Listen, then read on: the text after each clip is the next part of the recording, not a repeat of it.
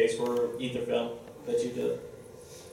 The most rewarding challenge. Well, would probably be the learning curves. That's really rewarding and incredibly challenging.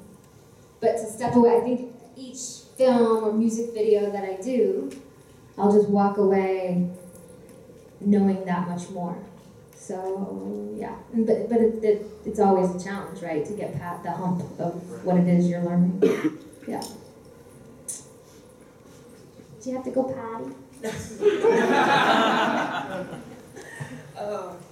see.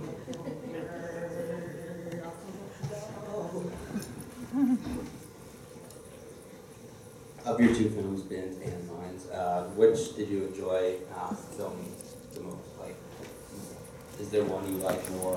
Both in totally two different ways. Ben, I had so much fun with Sonia. I just love that chick, and I just love working with her, and she's so easy to direct, and so I love that entire process. And because it was my first time, I was a ball of nerves. My sister was on set. She did the crafty trunk. I don't know if you noticed in the thing. She did all the craft service.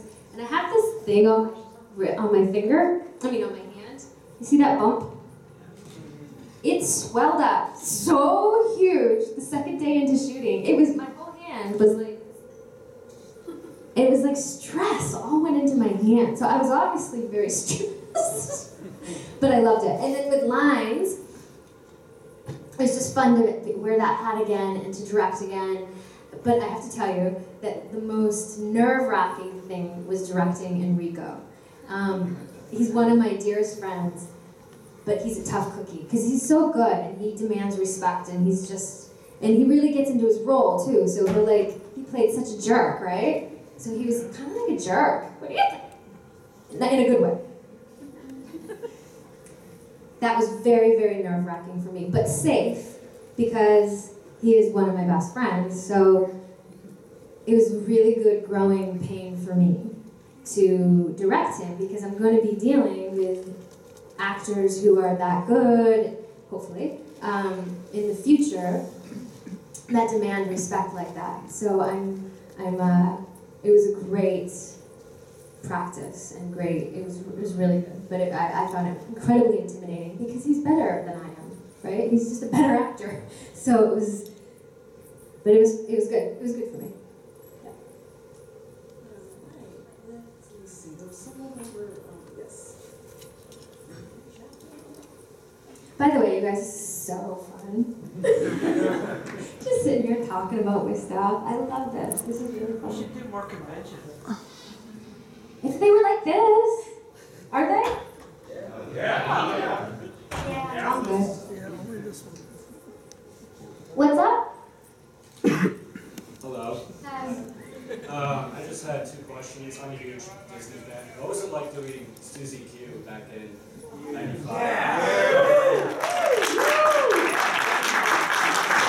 wish I could get that on DVD to show my daughter. They don't have it on DVD, do they?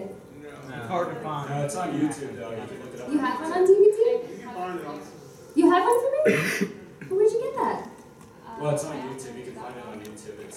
You can just stream it, type it in. Thanks. Yeah. Thanks, Raquel. That was so fun. So I did that right after Power Rangers. I actually went to shoot with Debbie, who is the producer of Power Rangers.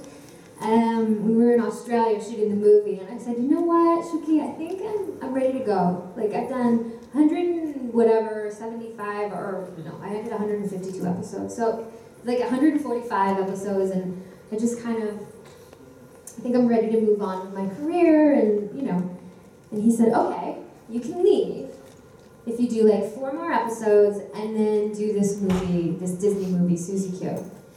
Well, that's a good deal. Okay, sure. So it was one of the best experiences I think I've ever had. It was fun. I don't know, the whole world was in front of me. It was like I was jumping off the Power Rangers, and he hands me this gift of this quirky, awesome little script, and we shot that in Vancouver, and I loved it. I loved everything about doing that movie, and I'm so excited to have a copy because I didn't think that they made DVDs unless it's just off of. Oh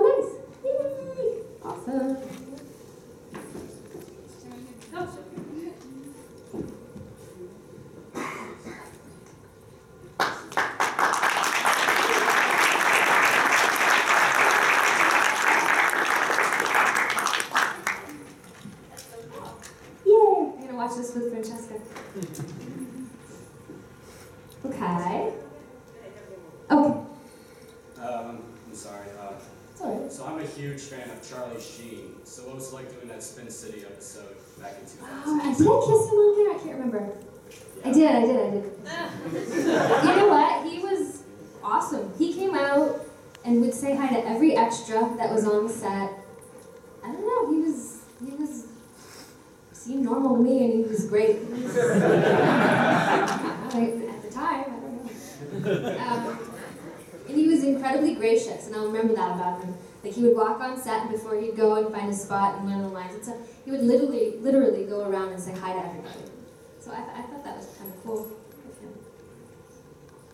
I don't remember the kiss, though. That's weird, right? Okay, let's see. You know what, Amy, you pick. Okay. Okay. She's gonna make me run, but that's all right. We'll do both. No, go ahead, and then you can go after. When doing Ben, who actually had that idea of that last scene of basically Taking our tops off in front of the cult? yes, were there always any alternate ideas of like other than just that, like? No. This is actually true, because most of my art really comes from life. Me and Mrs. Because we grew up in a religious cult for about 12 years, from the time I was 2 to 15. And, is that 13 years? After we left, when my mom was sick, my mom was dying of cancer. I don't know, I guess we were a little bitter at the time. We were in our mid to late 20s. We would drive through the cult with our tops off, and we would drive through until the cops would come. And it was the same cop. We did it about 3 years in a row. And you would get the call, and then this certain cop was like, "Oh, I'll take that call." Which call? It was on Cape Cod, and I probably shouldn't say names, but anyway, it was a Christian cult, but it was a cult. Not that Christianity is a cult at all. This particular church definitely was a cult. They were extremists, for sure. So yeah, so we would do that. And my friend Johanna, me, Julie, and Johanna. Yeah, but when I was shooting Ben, for the budget I was shooting it, we couldn't do the drive-by, it was too expensive, and then the cop, and it was become that's like a whole other thing. So we limited it. So yeah. Was the yelling almost like therapeutic in a way? Like, Yeah. I think the last time we went, we were doing cartwheels on the front lawn naked! Okay. Oh, what was your question? My question is... Of course, I was 28, and I felt really good with that. Like I said earlier. My question is, I'm a struggling actor with disabilities. It's hard for me to memorize things, and a lot of theater, and a lot of community theaters say oh, you'll have a chance, and it turns out they just say, oh no, we don't. Right. And so, what would you give advice for someone who might think about saying, no, forget auditioning, start your own theater company? I would say go ahead and do that. That sounds awesome. What about improv? I'm not very good at it. But practice. You could get better because you don't have to remember lines with that. It's just basically responding. And I haven't done a lot of improv, but I think it's like you just have to always remember yes, and then it just keeps going from there. But Thank you for answering your question. and another thing, I had such trouble, especially with hormones when I was pregnant, remembering lines on the set of Flashpoint. So I would pull a Marlon Brando, and I would write the lines out and then tape them, and then I would basically kind of, not all the time, but on days where I just, they weren't sticking in my head, I would cheat, and I would write the lines on little cue cards for myself. Yeah. And one more question about her films. How about Raquel? All right, Raquel. Loving that hoodie. You like that hoodie too? No, that was David's. No, I just wore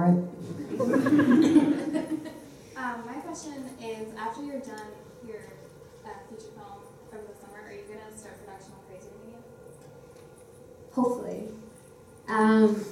Yeah, I really want a feature under my belt. Maybe two. Because Crazier Than You is a screenplay that I wrote basically based off of my mom's story. Her journey into a cult, journey out of a cult, and her passing away of cancer. It is a dramedy. Doesn't sound like it, but it is. Because that's life, right? And that is so dear and special to me. And my dream was always to play my mom, but I think at this point I just want to direct it and get some, like, you know who Tatiana Maslany is? Like, I want her to play Chrissy, 17, 28, 35. It kind of chronicles her life. So I'm going to be patient and really wait until I have a budget of $5 million to do it. And I don't need to shoot it just to shoot it. Space Between is written for a low budget to get that first feature under my belt, maybe one more, or maybe I'll be ready for Crazier Than You, I'm not sure. But hopefully within 5 years, right? Although, God, it takes 3 years to make a movie, but we'll see. At some point, when it's right. Yeah. Because you've won awards for that, haven't you? For your screenplay? What is it? You've won awards for... 2. Yeah, Crazier Than You won 3rd place in the Wright Brothers Canadian Film Festival, and then it won the Long Island Film Festival Black Tie Screenplay Award. So that was pretty cool, just to sort of start the energy into it, and yeah, I'm really excited about that one. Well, you know what I'm excited about? What? This next segment. Right here. Okay. See, this is the Power Ranger segment. Okay. So, I'm excited about that one too. So, of course, I'll just start it off, and then, of course, get ready with your questions as I come around. But just talk about your audition process and what it was like for you to go through that. Well, I remember at the time, I was taking a commercial class from Katie Wallens, because my philosophy when I moved to Hollywood was classes, student films, just not looking for an agent. Well, I'll get an agent when it's time. So I did Katie Wallens' commercial workshop, and then she said that she was holding these auditions for, at the time it was called Dino Rangers, I think. And so I went, and I don't know, I think it feels like it might have been like a week process where they teamed us up with like different groups of 5, and then we were just like the last men standing, or whatever you want to call it. Right? They kept having us come in and do routines together, and it was the 5 that were cast we were put together right off the bat. Which is interesting. They didn't mix and match people throughout the process. It was like, that was just it. And so, hi guys. So I love your shirt. Yeah, does that answer the question? Yeah. So I know that some people have questions out here. Alright, I will get to the person in blue. Was anything, while I get to the person in blue, what was the hardest part about that audition process? I don't know, I was just psyched that I had gymnastics under my belt. You know, because I really think at the time that's what got me the part. Because I could stand there and do a flip, and I think that really helped. Because in my head, when I read the script, I totally pictured Kimberly Hart, blonde, and I had this friend named Sunny. And she was, she in my head was Kimberly. I don't know why. It's always been that way. I never pictured her doing that. I don't know why. I've never even said that before. But to go back to the thing about the agent and stuff. So I didn't have an agent when I got Power Rangers, and I didn't get an agent until right before I left. I don't know if that matters, but interesting. Hi. Hi. My name's Andy, and I've always wanted to ask, in the original Mighty Morphin, before Tommy came, it seemed like you and David's character Billy were really close. Do you think there was a little something more there, or were they just really, really good friends? I think just really good friends. I think Billy might have thought there was something there.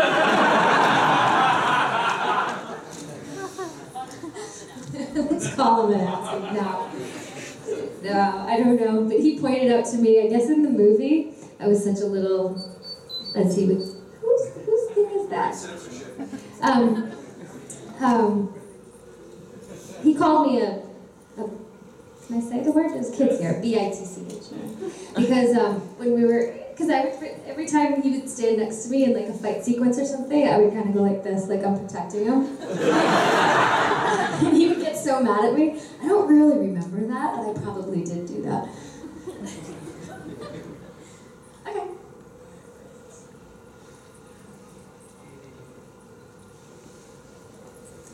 So I know you were saying Francesca's never seen Susie Q. Have you ever sat and watched any of your Power Rangers episodes with her? And if so, what has she thought about them? I've seen, I think like 3 of them we watched. You know, she liked it. At first it was kind of a trip for her, about a year ago when she was still 4. And she would like tell everybody for like a minute. And then now, I don't know, it's just kind of matter of fact for her. She's like, yeah, my mom's a Power Ranger. I don't know what she thinks. I have no idea. Who knows what goes through a 5-year-old's head, right? But sometimes I do hear, oh, this is the best story, you guys. So, she gets locked in the bathroom with her little friend Claire and Leia. Locked in the bathroom. We were at a friend's house, we were having a barbecue. And all of a sudden we hear screaming in the bathroom, so we go upstairs. Frankie's panicking, they're all locked in there, we can't get the door open. We literally had to unscrew the entire door and take the door off its hinges to get her out, to get the 3 of them out. But while we're doing that, I could hear Frankie's panicking, and I hear Claire go, "It's okay, Frankie, your mom's a Power Ranger, she'll get us out." I have that in video too, I have that video of them in there. I thought that was hilarious. So you know what, I have no idea what that girl's thinking.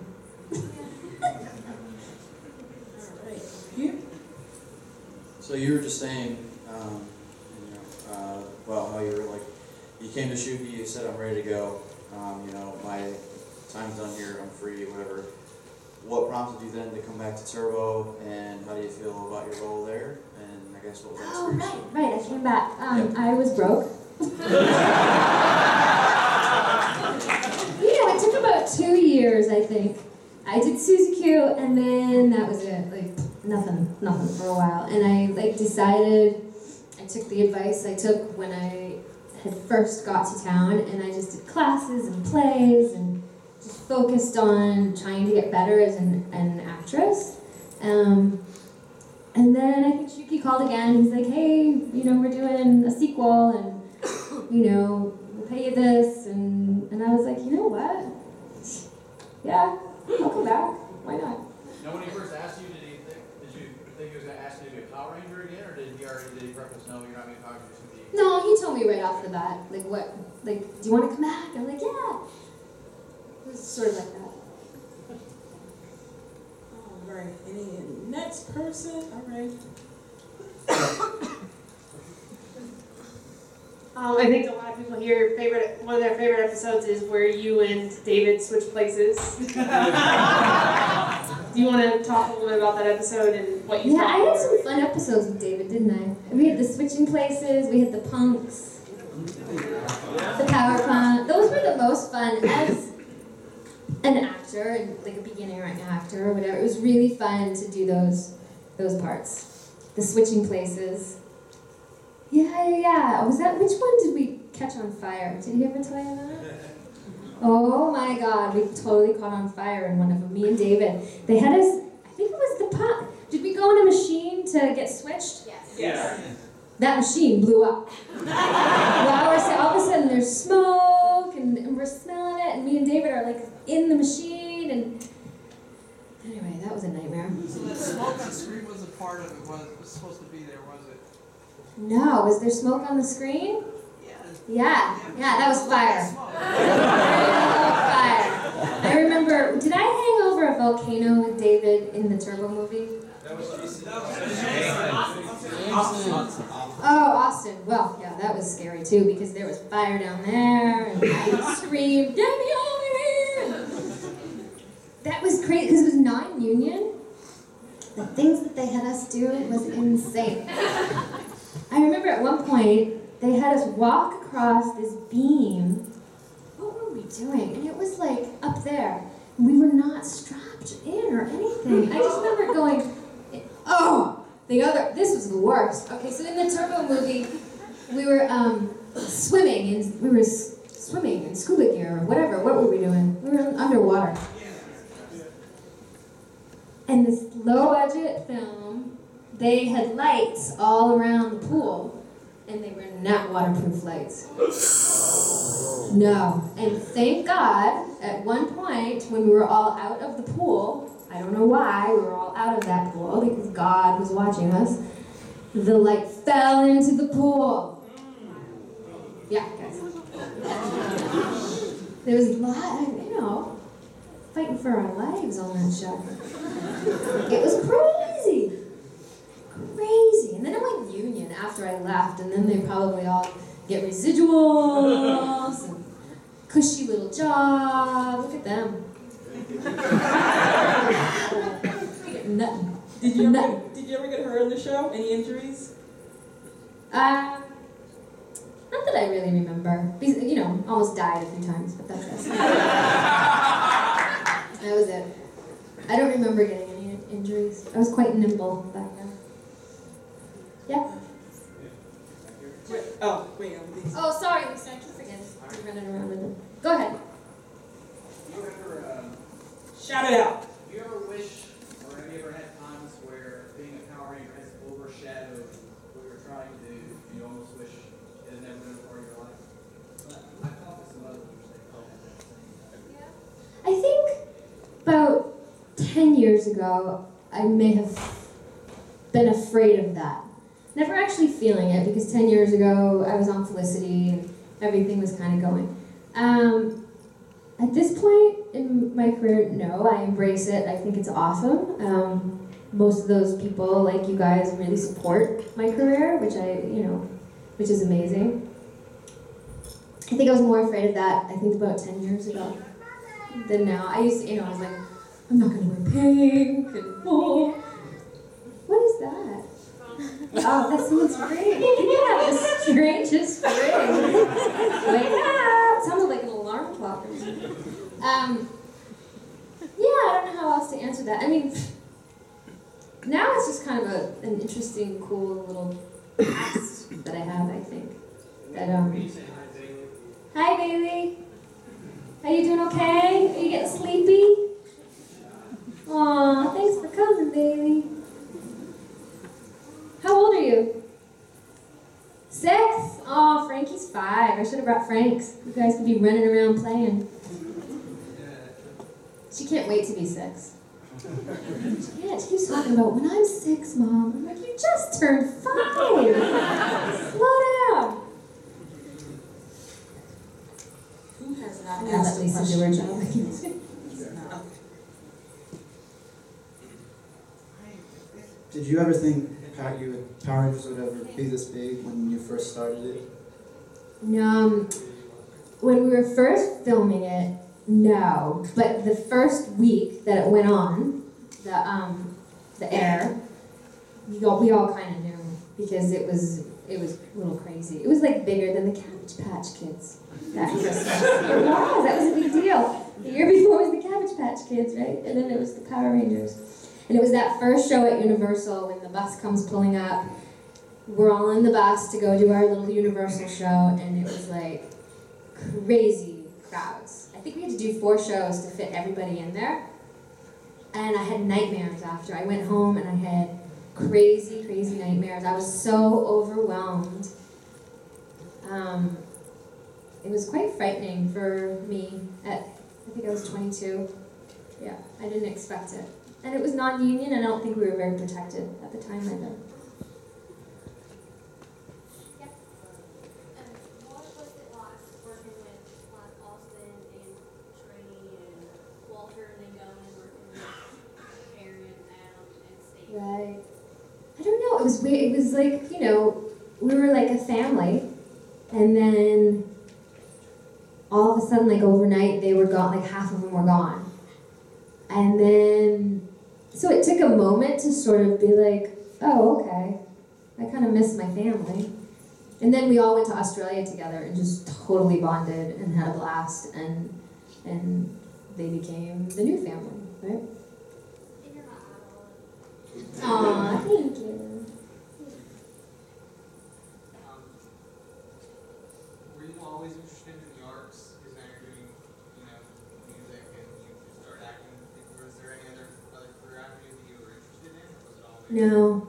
You were always just interested in acting. Yeah, I didn't know what it was going to be. It's funny because from the time I was 7, I knew I wanted to perform.